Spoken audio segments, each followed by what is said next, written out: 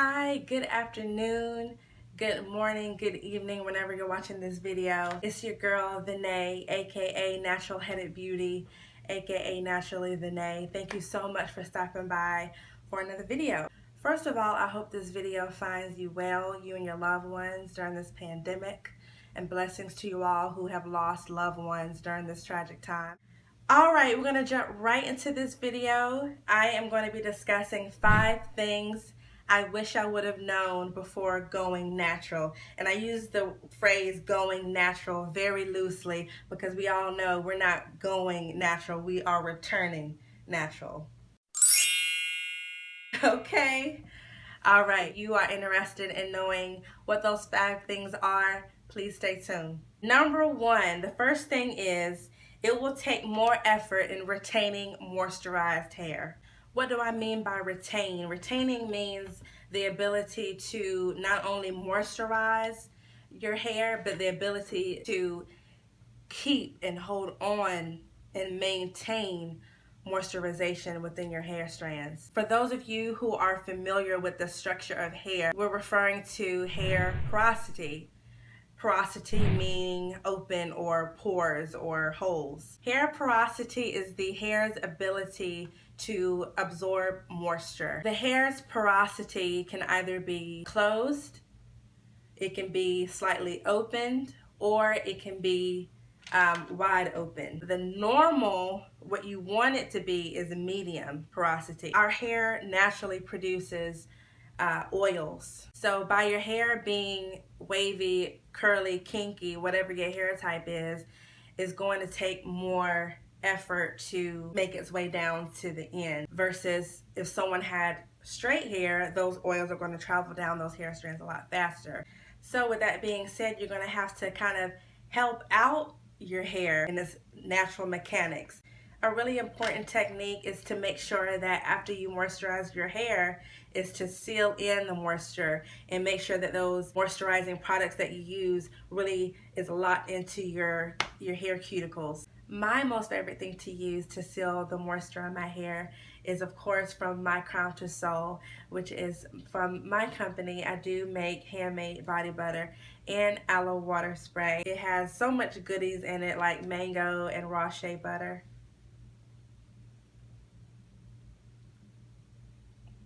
And my aloe water is really good at refreshing dry hair between washes. I use this on my hair every single day. I also use it on my face every single day to kind of keep my breakouts at bay and deliberately, purposefully moisturize those ends, because it's going to take a while for it to travel down the hair shaft. Alright, number 2, you will spend more money on hair products. This may be true for some people and then it may not be true, but for me, in the beginning, I definitely spent more money on hair products. First of all, you're trying to get to know your new hair, you're trying to get to know your new texture, and more than likely you're going to be using new products. Just have fun with it, you know, being a product junkie. My advice is to buy several different types of products. There's only one way you're going to know what works and what does not work for your hair. You got to try it out. Natural hair products aren't cheap. They're pretty expensive. So inevitably you're going to spend more money on these products once you go natural. Number 3, it is time consuming. Now for me, I have my staple products, I have my staple regimen.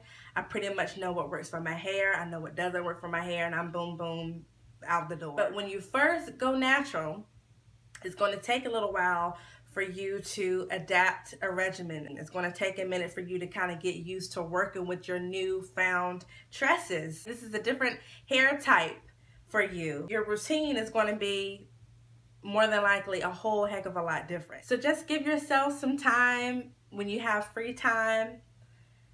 Spend that time to really kind of play around with your hair, get to know your hair. You will soon develop that core relationship with your hair, and you're going to know exactly what to do with it. Number 4 in my top 5 things I wish I would have known before going natural: your hair type will not be what you expect it to be. since there are different hair types involved with natural hair, you might look at your best friend and say, oh, my best friend was the one who inspired me to go natural, but my hair is not looking like hers. Or this girl I follow on YouTube and Instagram, she inspired me to go natural, but my hair does not look like hers. What's going on? Definitely don't be stuck on hair type.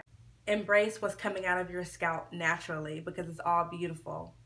But I don't want you to look at someone's hair and expect that it's going to look like theirs. Hair patterns, hair types is sort of like a thumbprint. It's going to be different on everybody. My suggestion to you is to kind of do your research. Look at YouTube videos of women with all different types of hair types, so that way you can kind of be prepared. When you put in your mind that your hair is going to look a certain way and it doesn't look like the person that inspired you, then that will be a setup for disappointment. You should not feel that way. The best thing that I can suggest is to kind of do your research on all different hair types, so that way when your hair, beautiful hair, starts to grow out, you'll know exactly how to maintain and care for it. And number 5, you need to do your research. I've been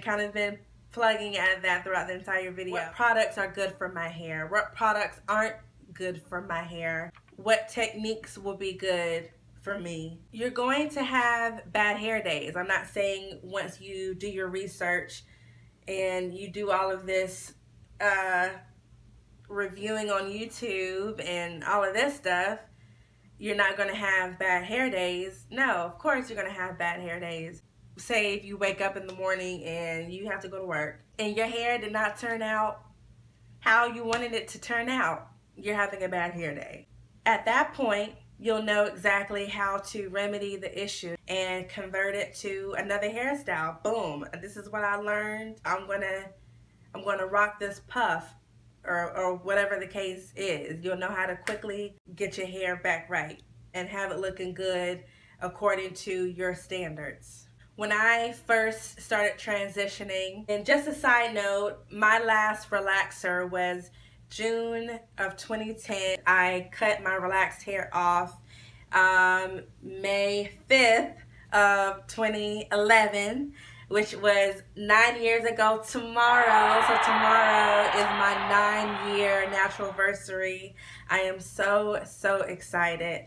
So back to what I was saying. I was on YouTube religiously. I went to hair expos. I talked and had consultations with a couple of people who were in the natural hair industry. I literally studied natural hair. I was fully prepared, so it was definitely worth it, to say the least.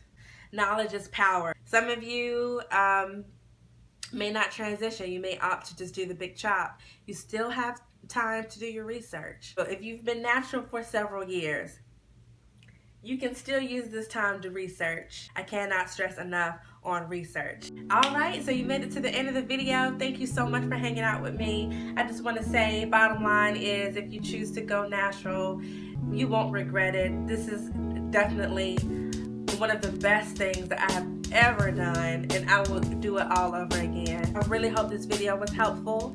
If you have any comments or questions, please leave them below. I will get back to you as soon as I can. I look forward to speaking with you.